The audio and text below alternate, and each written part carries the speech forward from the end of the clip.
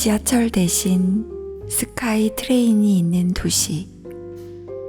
겨울에도 기온이 영하로 떨어지지 않는 도시. 밴쿠버와 한국의 시차는 17시간입니다. 점심시간은 오래전에 지났고 저녁 때는 한참 남아서 출출한 오후 5시 15분. 한국의 제가 배고픈 얼굴로 시계를 보면 그때 밴쿠버는 밤 12시 15분. 꿈에서 만찬을 즐길 시간이죠.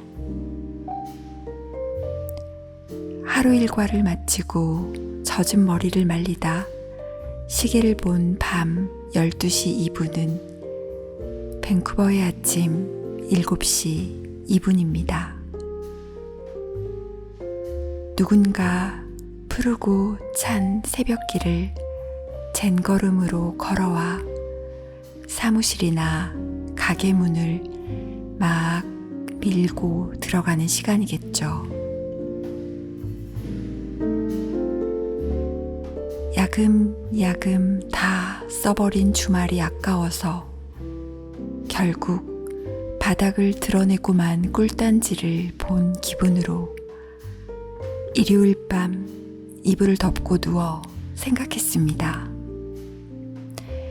아, 밴쿠버 일요일은 지금 시작이겠구나. 아무도 안 뜯어본 새 일요일이 머리맡에 놓인 아침이 거기선 어떤 색일까 생각하다가 고마운 마음이 들었습니다. 제가 다 써버린 하루를 밀봉해 어제라고 적힌 상자에 넣고 있을 때 어딘가에선 일요일이 새롭게 태어나고 있다는 사실이요.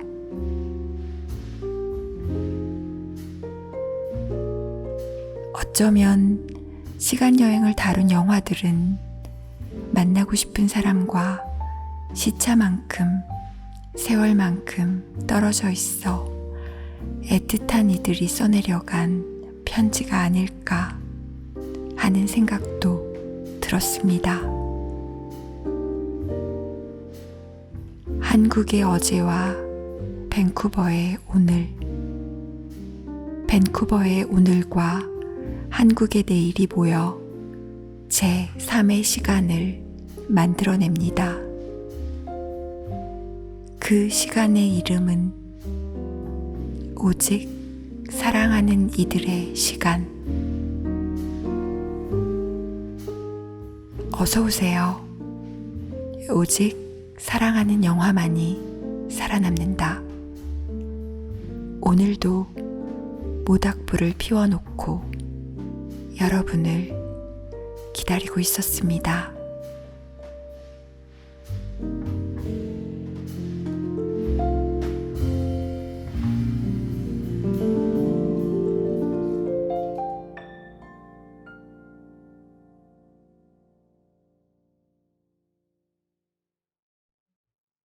네. 점점 더 멋져지는 것 같아. 오프닝이요? 예. 네. 너무 좋아서 울었어. 아, 진짜요? 어.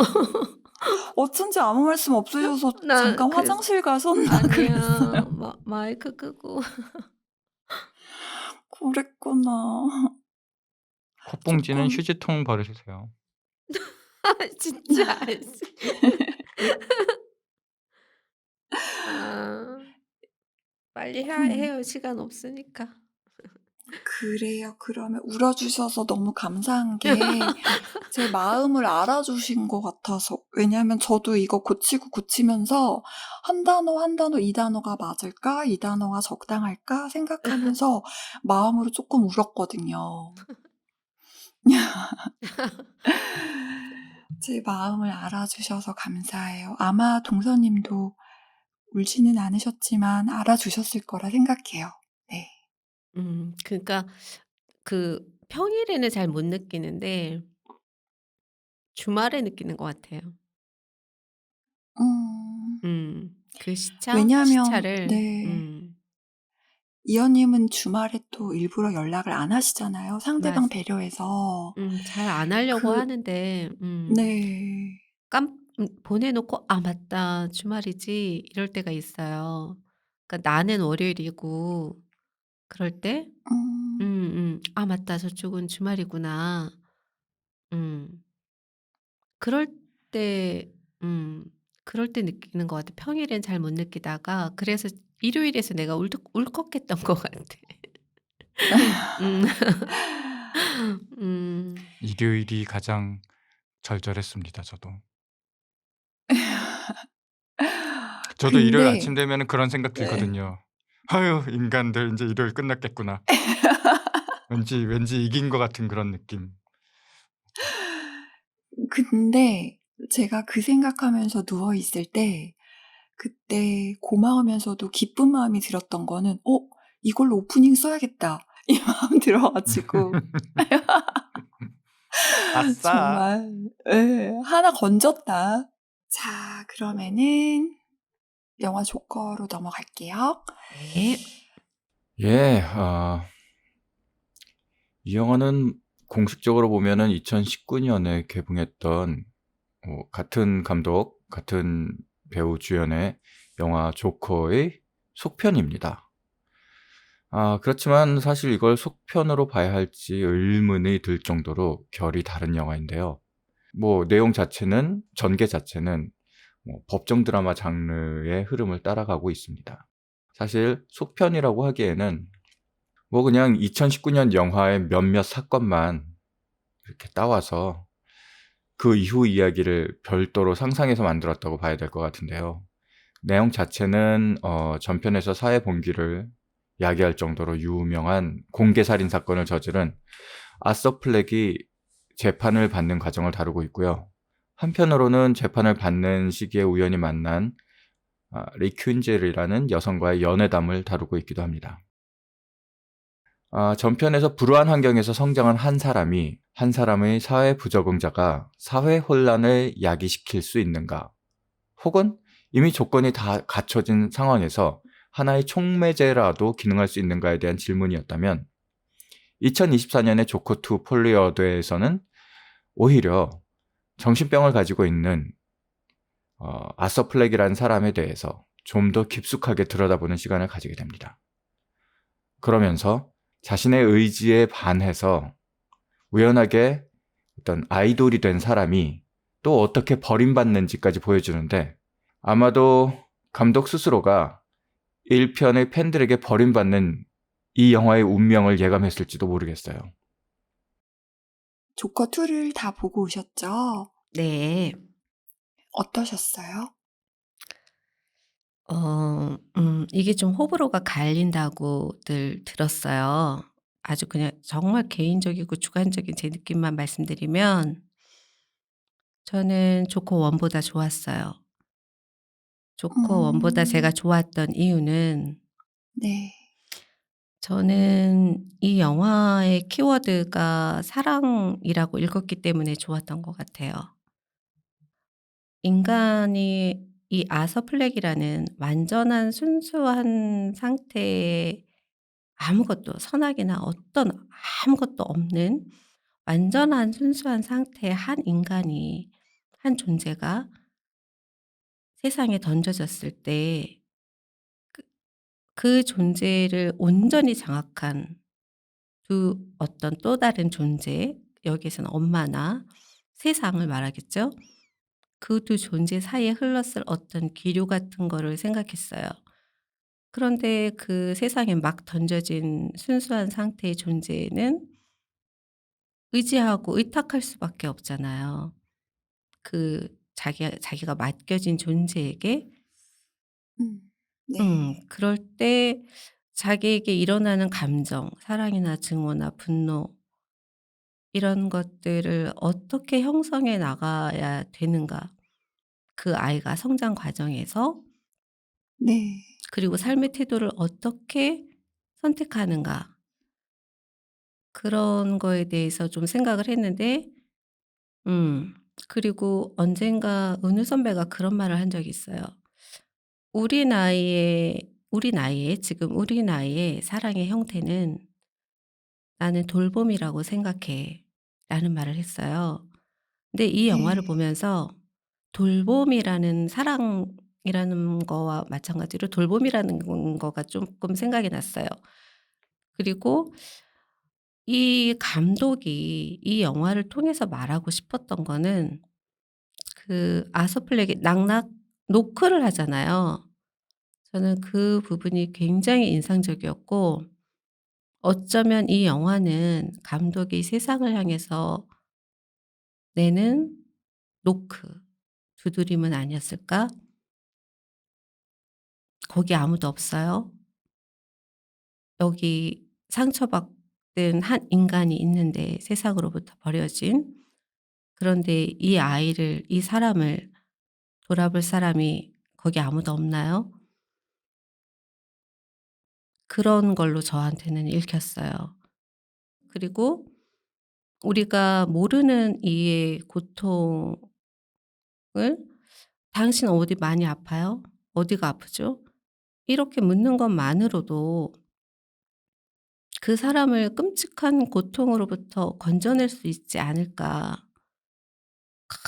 굳이 그걸 사랑이나 막 돌봄이나 이런 거창한 것까지 가지 않아도 누군가의 그런 시선, 물음, 관심, 그것만으로도, 그리고 아서 플렉이라는 그냥 한 인간으로만 대해 주기만 했었어도, 그 아서 플렉이 계속 말하잖아요. "여기 조건 없어." 그리고 리아한테 전화해서도 "나야 아서." 라고 얘기하는 그 말에서 저는 정말 많이 울었었거든요. "나야 음. 아서." 라는 말. 우리가 네. 전편에서 와일드 로봇에서도 다뤘듯이 "너는 로즈라고 네. 불러도 돼."라는 그 말. 네. 음. 그러니까 어떤 한 존재를 그냥 있는 그대로 바라봐 주는 거. 그래서 저는 이 영화가 굉장히 아름다우면서 슬프고 애잔한 사랑의 영화다. 이보다 더 절절한 사랑의 영화가 있을까? 어 감독이 음 그 얘기를 하고 싶었다는 생각이 들었어요. 음. 그리고 아서가 그 얘기를 하잖아요. "저는 그저 다 날려버리고 싶었다. 다시 시작하고 싶었다." 음. 음. 아서 플렉이라고 자기는. 이 말이 마치 고백이면서 어떤 선언처럼 들렸어요. 저는 그 말이 굉장히 좋았어요.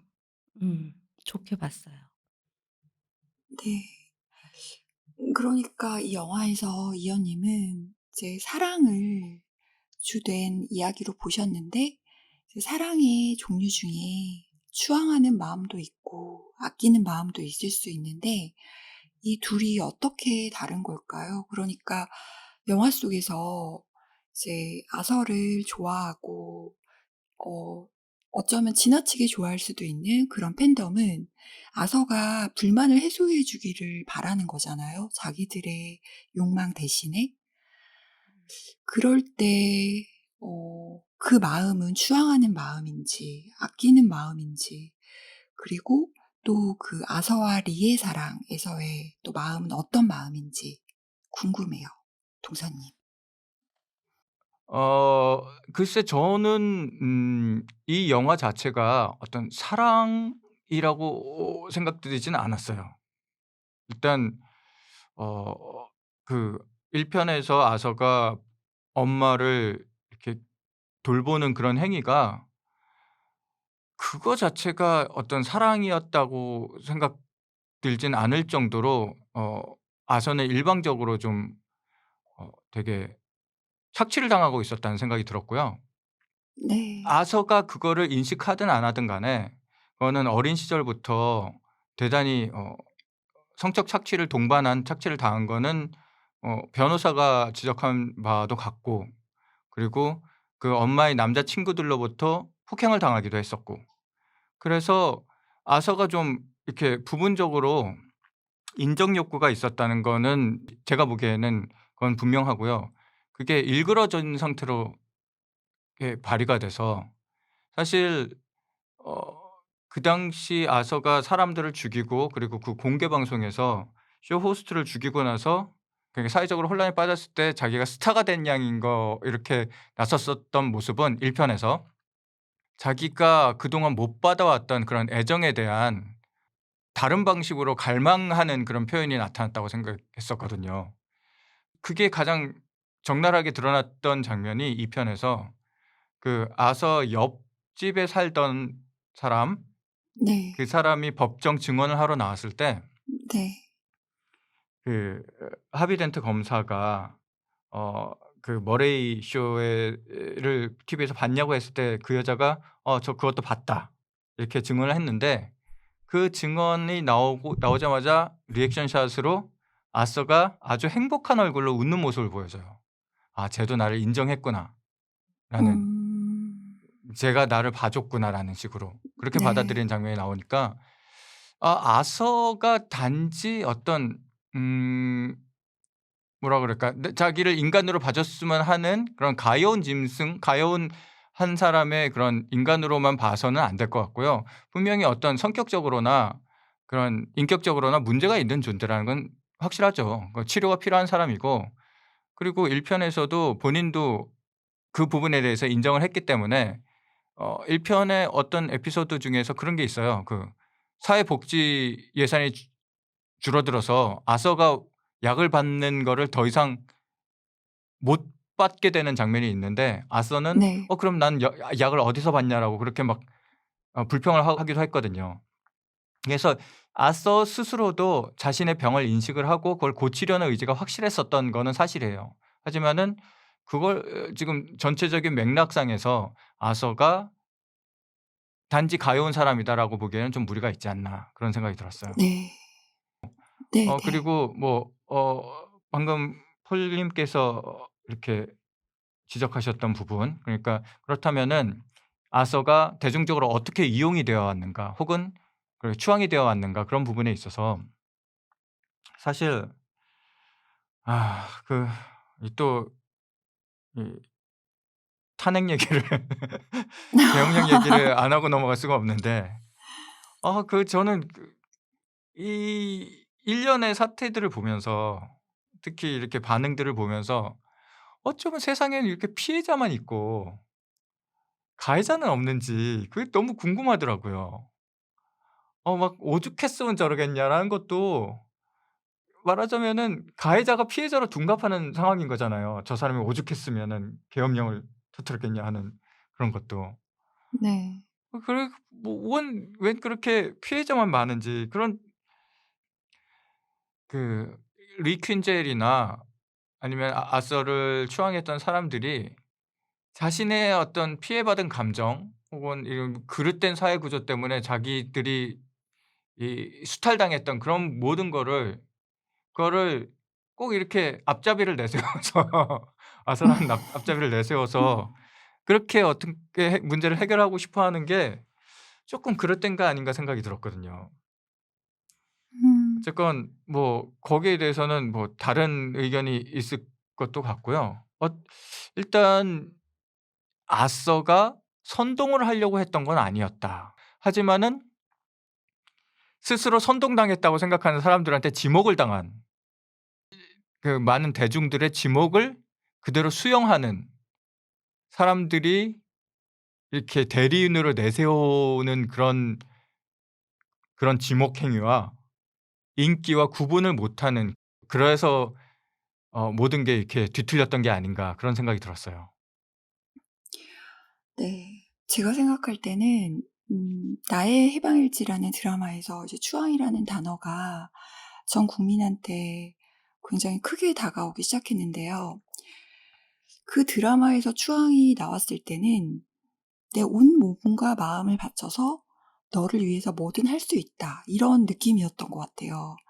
그런데 이 영화에서의 추앙과 아끼는 마음을 나누자면 그 드라마에서의 추앙이 아닌 일반적인 추앙을 생각해 보자면 그 둘의 차이점은 주체가 있느냐 없느냐의 차이인 것 같아요. 그러니까 추앙은 내가 아무런 행동을 하지 않고 그냥 그 사람을 축혀 올리고 우러러 보면서 '나는 너를 추앙해.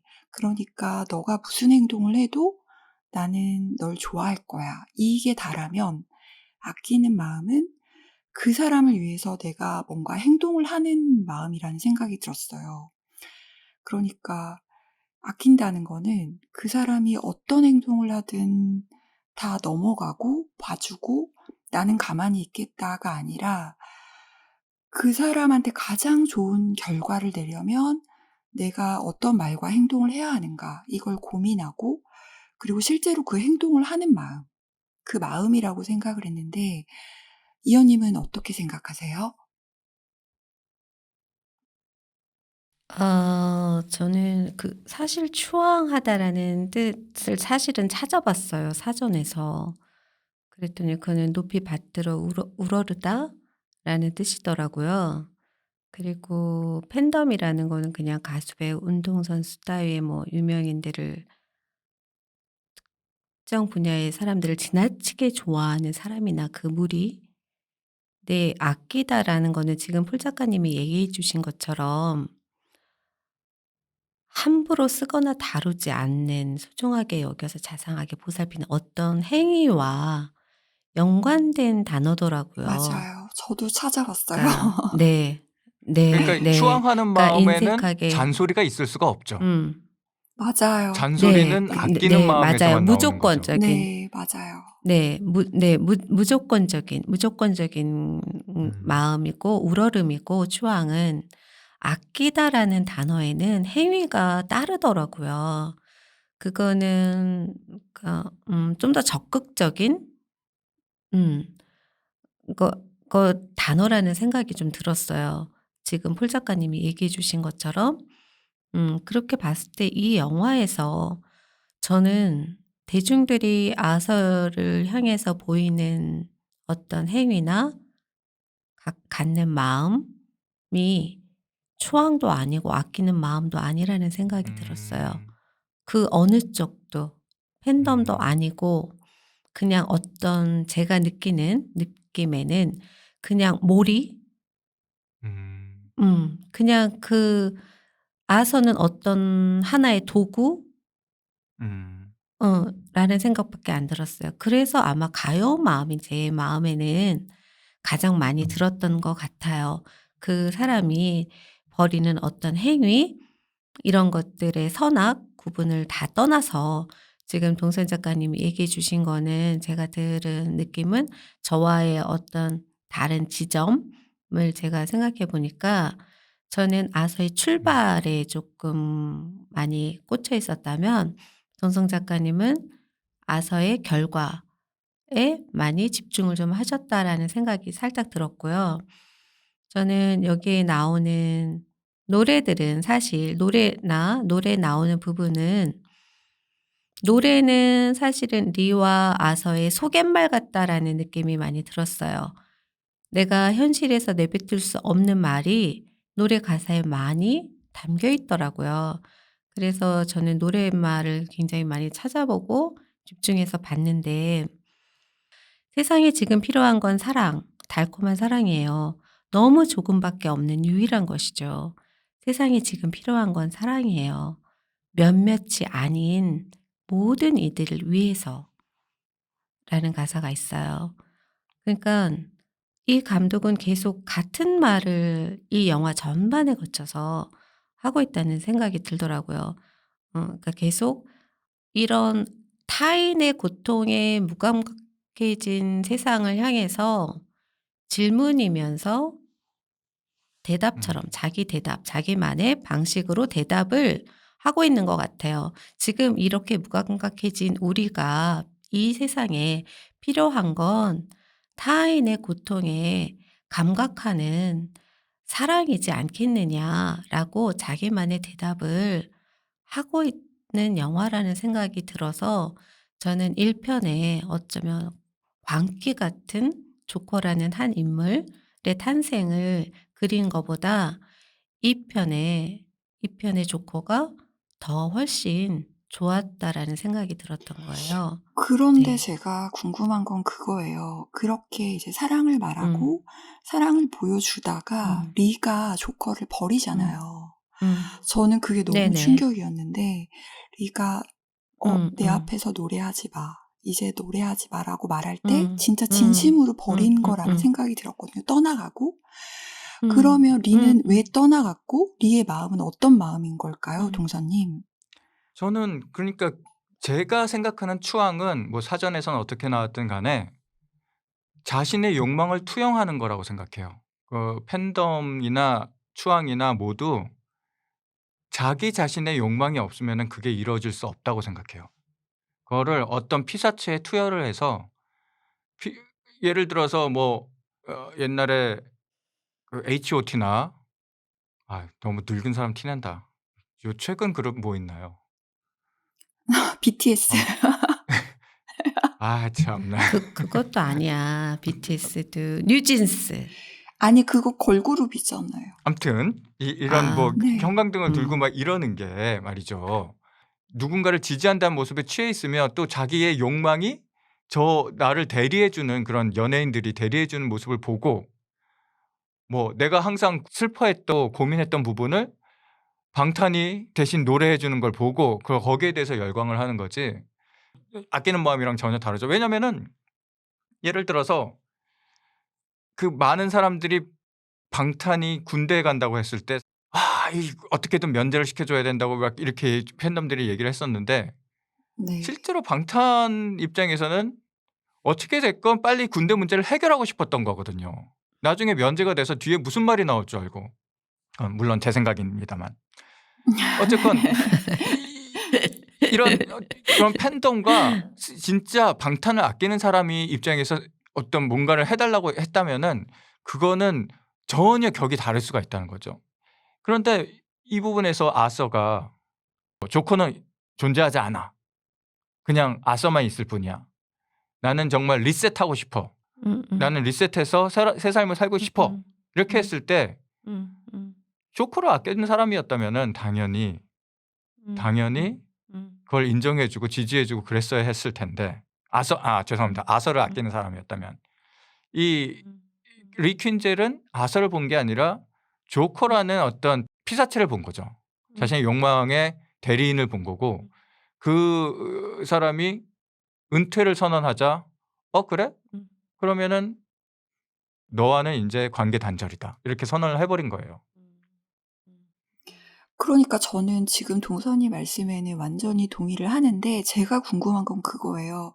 그렇게 리가 진짜 사랑이 아니라 그런 자기 욕망을 투자하는 그런 사랑 비슷한 걸 했다면 이 영화에서 사랑은 어디 있냐는 말이죠. 어디에 사랑이 있었던 걸까요? 이언님. 아니, 이 영화에서 사랑이 어디 있었다라기보다는 제가 책에도 썼지만 사랑에는 여러 얼굴이 있고 저는 동서님이 아까 말한 것들 어떤 대상에게 내 욕망을 투여하고 내가 저 사람을 사랑하는 나의 모습을 사랑하고 하는 게 또 사랑의 한 모습이지 않나? 그런데 내가 누군가를 사랑할 때 내가 만든 이미지, 그 사람의 본래의 이미지가 아니라 내가 만든 어떤 모습을 상상하고 그려내서 사랑해 놓고 그 모습이 아닌 걸 알았을 때 실망하고 돌아서는 게 또 사랑의 한 단면이지 않나. 그런데 그런 감정은 거짓이야. 사랑이 아니야. 라고 말할 수 있을까?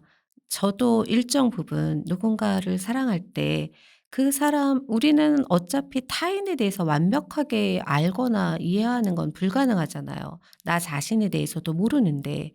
그러니까 내가 누군가를 사랑할 때 그 사람의 본래의 모습이 아닌 어떤 내가 상상하는 이랬으면 좋겠다라는 부분이 분명 그 사람에게 씌워질 수밖에 없다고요. 그런데 그게 벗겨졌을 때 아니라는 걸 알아챘을 때 리도 아서가 '내가 아는 조커가 아니네.' 했을 때 떠나가는 리를 탓할 수 있을까요? 저도 그 부분에 저는 그게 있어서는 너무 이현 작가님이랑 전적으로 자연스럽다라고 동의를 생각해요. 하고요. 음. 그게 네. 사랑의 모습이라고 생각이 들고 그래서 저는 사랑이 음. 세상을 구원할 수 있다고는 생각하지 않습니다.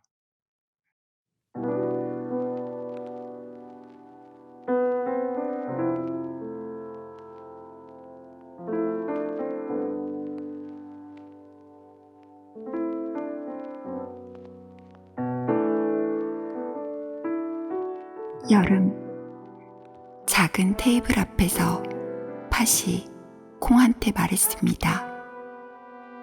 팟캐스트 하자, 곧.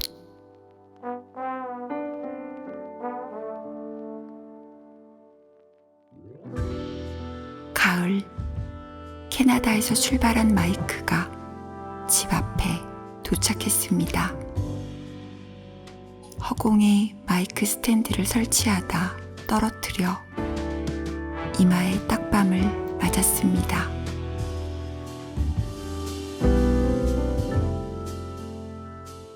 그렇게 시작된 우리 책 이야기.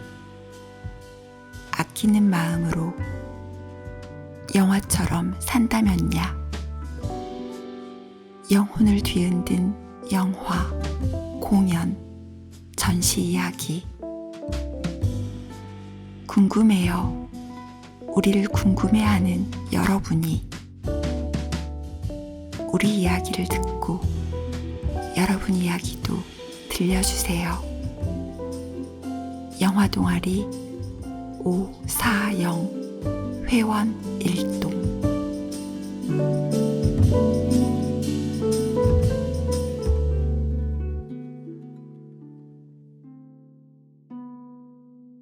그 사람의 본래의 모습이 아닌 어떤 내가 상상하는 이랬으면 좋겠다라는 부분이 분명 그 사람에게 씌워질 수밖에 없다고요. 그런데 그게 벗겨졌을 때, 아니라는 걸 알아챘을 때 리도 아서가 '내가 아는 조커가 아니네.'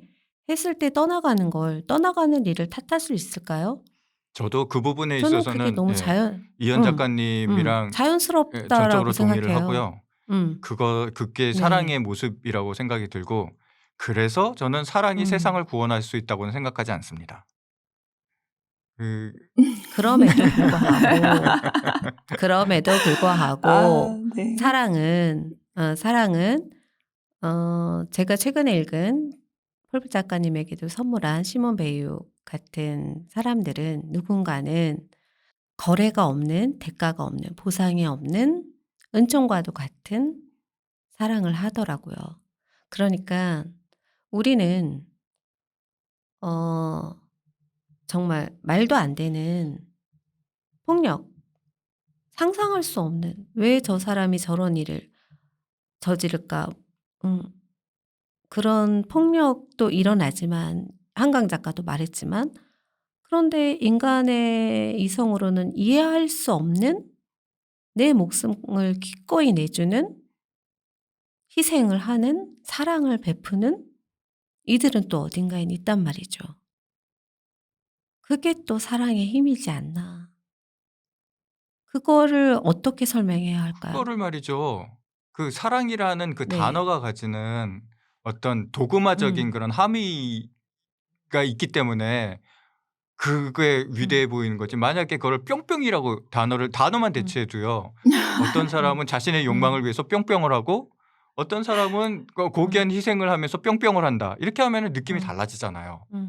이건 사랑이라는 게 중요한 게 아니라 그 행위 자체, 어떤 특정한 사람이 선택하는 그 행위 자체가 고귀한 거지, 그게 사랑이라서 고귀한 거라고는 생각하진 않아요. 음. 음.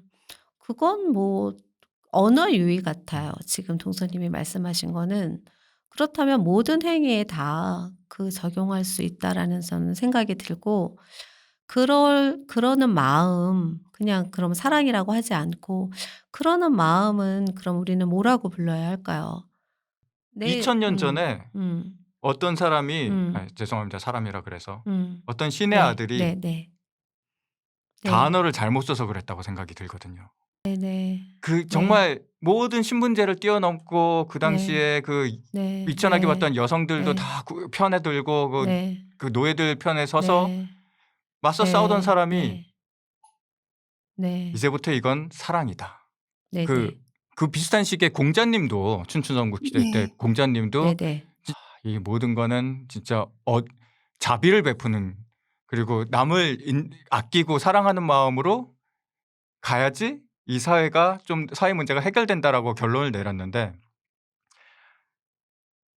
저는 아직까지도 그 예수의 결론과 공자님의 결론에 그까지 도달하지 못한 것 같아요. 저는 좀 개인적으로.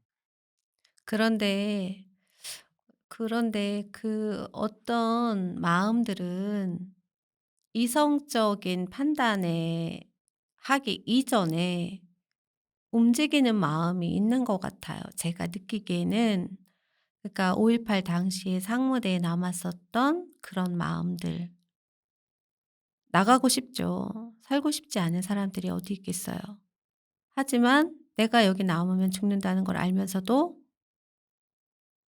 남은 이들이 가졌었던 그 당시에 그 마음. 그 마음은 뭘까요? 그 마음을 들으니까 또 생각이 나는 게, 여기에서 조커가 만약에 대중들의 불만을 그대로 본인이 보여준 아이콘이었다면은 그 대중들의 불만 표출이 진짜 정당하게 사회 변화로 이어지려면 어떤 게 필요할까요, 동서님?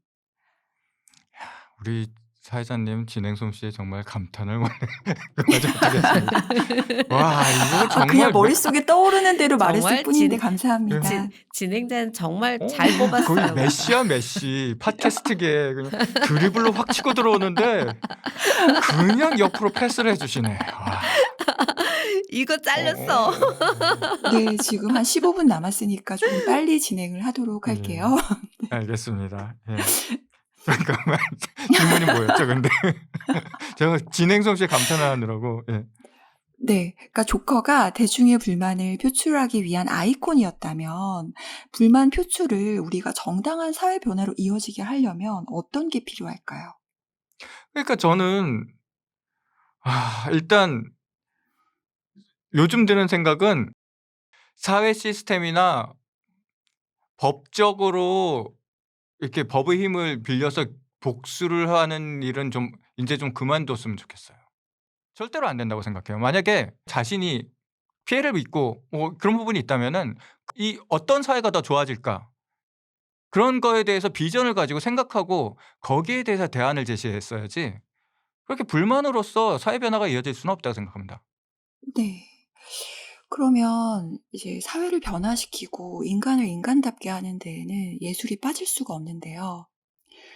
이제 영화 속에서 와서는 그 남들과 웃음 포인트가 다르잖아요. 그러면 이렇게 남들과 다른 포인트에서 남다른 감정을 드러내는 게 예술가의 기질이라고 할 수가 있을지, 그러니까 격정적이고 감수성이 예민한 게 예술가의 기질이 맞는지, 거기에 대해서는 어떻게 생각하시는지 이현님 의견이 궁금해요.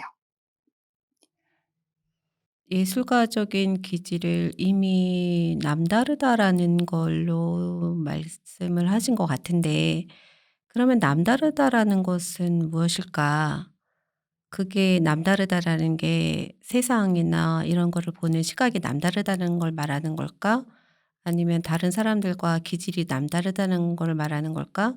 아니면 그 남다르게 느끼는 걸 표현하는 거, 밖으로 표출하는 거가 다르다는 걸 말하는 걸까? 에 따라서 아서가 이 영화에서 보여주는 것이 그러면 뭘까? 그러면 아서는 남다르죠. 확실히 남달라요. 그렇지만 제가 느끼는 아서는, 제가 내린 결론으로는 남다르긴 하지만 예술가는 아니라고 생각해요. 음, 그냥 정신병적인 증상을 앓고 있는 환자, 우리가 돌보고 보호하고 관심을 가져야 하는 환자라고 생각하는 편에 저는 가까워요. 네. 그러니까 아서 자신이 자신을 예술가라고 네. 생각하거나 아서에게 어떤 조커라는 이미지를 씌워서 그를 따르는 자들이 아서를 예술가인 양 추앙하는 팬덤을 갖는 수준, 그럴 수는 있지만 제가 느끼기에 예술가, 제가 느끼는 예술가라는 거는 남다르다라는 기준 그 하나만으로는 예술가라고는 생각할 수 없는 것 같아요. 네. 네. 그거를 나만의 언어로 어떻게 표출하고 창작품에 대한 책임까지도 있어야 음. 된다라고 저는 예. 생각하거든요. 그런데 아서는 그 부분이 없어요. 그러면 음. 동서님은 어떻게 음. 생각하시는지, 그러니까 동서님이 생각하시는 예술가의 기질은 뭔지도 궁금해요. 정말 어릴 때 그 반고흐 다룬 영화가 있었어요. 반고흐의 일생을 다룬 영화가. 거기 네. 그 막 아파트 창밖으로 막 사람들한테 소리 지르다가 귀 자르는 그 모습이 네. 그게 너무 이렇게 각인이 너무 심하게 된 거예요, 저는. 그래서 음. '예술가라면 귀를 자를 수 있어야 해.' 이런 말도 안 되는 생각을 네. 한때는 가지고 있었는데, 방금 이현 작가님이 말씀하신 대로 그냥 자기한테 쌓여 있는 거를 배설만 하는 사람들을 저 역시 예술가라고 보기엔 좀 힘들 것 같아요. 그거를 물론 거기에 시장에서 거기에 호응을 해 주고 또 가격을 매길 수 있다면은 그거는 뭐 사실 누구나 바라지 않는 자급자족하는 창작인이 되는 거겠지만, 저 역시 예술가라면은 어떤 자기 자신의 배설의 결과에까지 관심을 좀 가져야 되는 게 아닌가, 그런 생각이 듭니다. 그러니까 그 관심을 갖는다는 게 어떤 방법으로 나타나는 걸까요? 아 그런 거 있잖아요. 그 한국이 네. 낳은 문인 중에 정말 글을 잘 쓰는 사람이 있었고, 그 사람이 28 학생운동에 선언서까지 작성을 했었어요. 그런데 그 사람이 어느 순간 그 아시아 대동아 제국의 완성을 꿈꾸는 그런 명예로운 전쟁에 독려하는 글을 나중에 썼단 말이에요. 근데 그 글 네. 자체는 뭐 아름답기 그지없지만은 '그거 자체를 우리가 예술이라고 봐야 될 것인가.'라는 생각이 든다는 거죠. 음. 이 이게 뭐 정치적이나 어떤 사상적인 뭐 그런 게 있어야 된다고 하기보다는 자신의 행동이 뭔가 창작품을 만들고 그걸 누군가 영향을 받는다고 생각한다면은 거기에 대해서는 어느 정도 일정 정도 고려가 있어야 되지 않는가라는 생각이 들어요. 물론 그렇다고 해서 이 아서가 코미디를 할 때 뭔가 이렇게 개그를 짤 때 내 개그를 특정인들이 이걸 받아들이고 선동을 할 수도 있으니까 그런 거는 좀 조심해야지, 이런 것까지 생각하라는 건 아니에요. 하지만은 내가 어떤 뭔가 했을 때 적어도 그거에 대해서 상처받는 사람이 있다면은 거기에 대해서는 좀 고민을 해야 되지 않나. 뭐 그거는 인제 저는 한편으로는 요즘 시대는 너무 도덕적 검열이 심해져서 상상력에 제한을 너무 많이 둔다는 그런 불평도 하긴 하지만은, 그래도 한편으로는 '내가 쓴 글에 내가 그린 그림에 상처를 받는 일이 없었으면 좋겠다.'라는 생각은 항상 하거든요. 네. 그 말씀을 들으니까 10일 날 이제 한강 작가가 노벨상을 받으면서 수상 소감을 말할 때 "문학 작품을 읽고 쓰는 일은 필연적으로 생명을 파괴하는 모든 행위에 반대하는 일이다."라고 말했던 게 떠오르는데요. 그러면 우리가 글을 쓰는 사람인 입장에서 '너는 예술가이다.' 혹은 '예술가적 기질이 있구나.' 이런 말을 들은 적이 있는지, 있다면 어떤 상황에서 그런 말씀을 들어보셨는지 이언님의 경험이 궁금합니다. 음.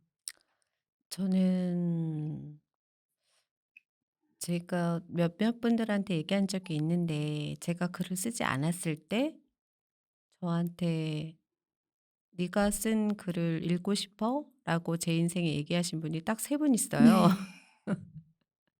그중에 한 분이 은우 네. 선배고, 나머지 이제 두 분이 있는데, 사실은 그때는 제가 '글을 써야지.'라는 생각도 없었고, 글을 쓴 적 본격적으로 글을 쓰지도 않았고, 뭐 제가 글도 저는 사실 글이라고 생각 지금도 사실은 하진 않지만, 뭐 어떤 공개적인 공간에 글을 쓰고 나서 사실 뭐 들은 말들은 크게 중요하다고 생각하지 않아요.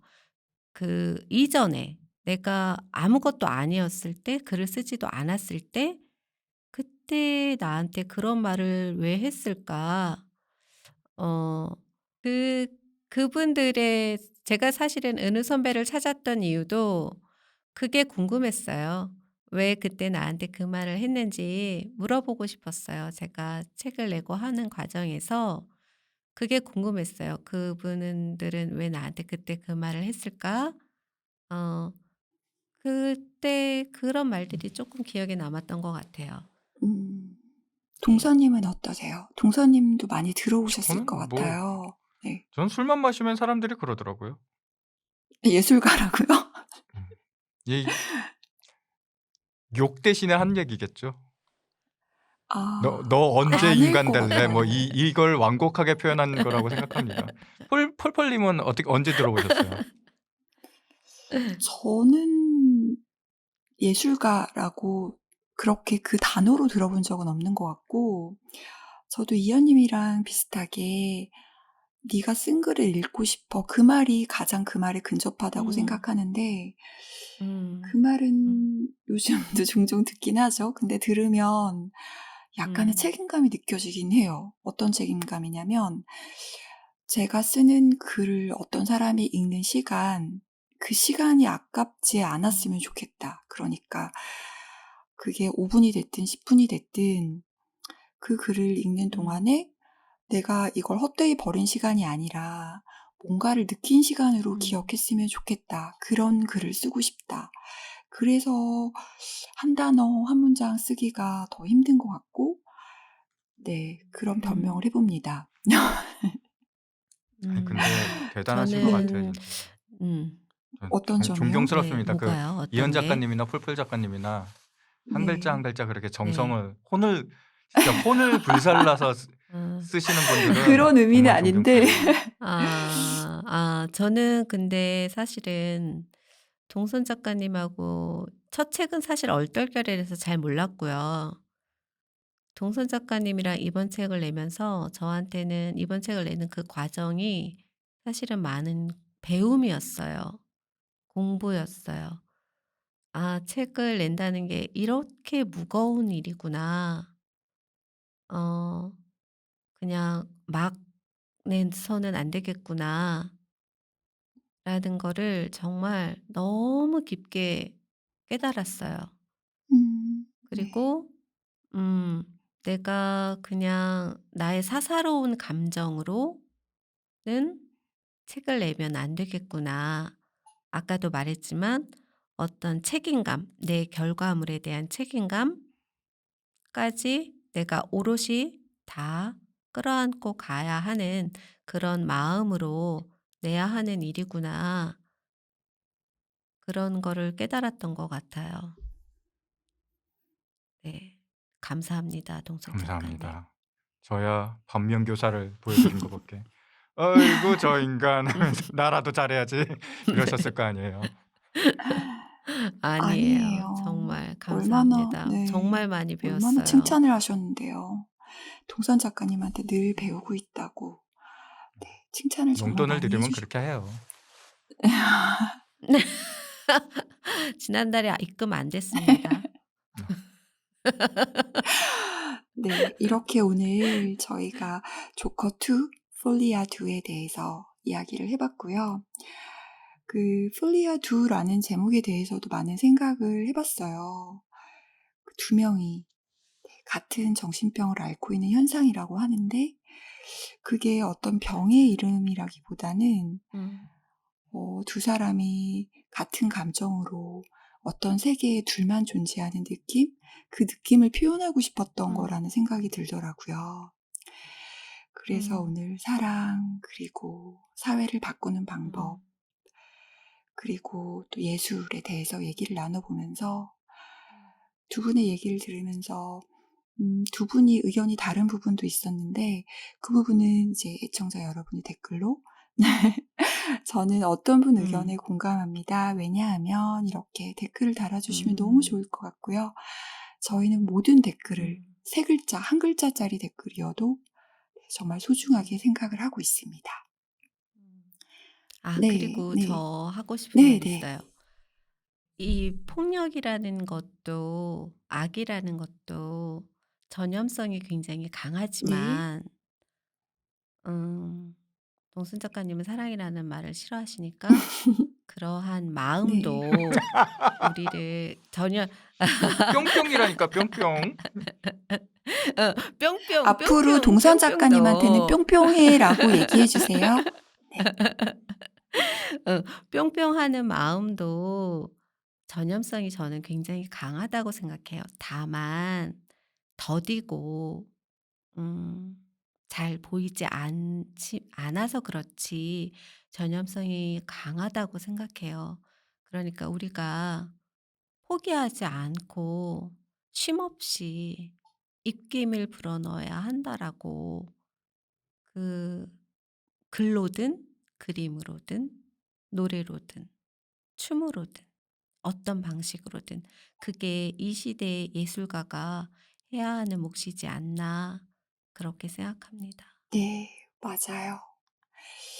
그래서 그 예술가들이 이제 하는 몫을 저는 알아보고 싶고 귀 기울이고 싶어서 이렇게 휴일이 되면 한번 세상으로 나가보는데요. 휴일이 아니면 세상으로 나갈 일이 없거든요. 직장 집, 도서관 직장 집 이렇게만 다니는데 그래서 제가 세상에 잠깐 나갔다 온 얘기를 말씀을 드리면 네. 서순락길이라고 들어보셨어요? 아니요. 아, 서순락길이 뭐냐면 조선시대에 종로를 순찰하던 기관이 순라청인데 그 순라청의 서쪽에 있다 해서 서순락길이에요. 아. 네네. 거기 있는 북카페에 다녀왔는데요. 거기 불빛이 정말 아늑하고 음악은 은은해서 공간 전체가 따뜻한 손 같은 느낌이 드는 곳이었어요. 거기서 3시의 나라는 책을 발견하고 펼쳐봤는데 그 책이 어떤 책이냐면 아사오 하루미라는 작가가 1년간 매일 오후 3시에 뭘 하고 있었는지 그림이랑 글로 기록한 책이었어요. 아, 너무 좋다. 너무 좋죠. 한 장 한 장 넘겨보다가 2월 9일 기록을 보고 웃었는데요. 이렇게 쓰여 있었어요. 집에 복사기 점검하는 사람이 왔다. 내 집에 남자가 있다. 너무 좋다. 내일 오후 3시 여러분은 어디서 뭘 하고 계실까요? 3시가 되면 우리 잠깐 서로를 떠올려 볼까요? 다음에 만나면 얘기해 주세요. 3시에 여러분은 어떤 표정이었는지. 다음 주에 오직 사랑하는 영화만이 살아남는다. 같은 표정으로 만나겠습니다. 다음 주에 만나요. 다음 주에 만나요. 감사합니다. 네, 감사합니다. 감사합니다.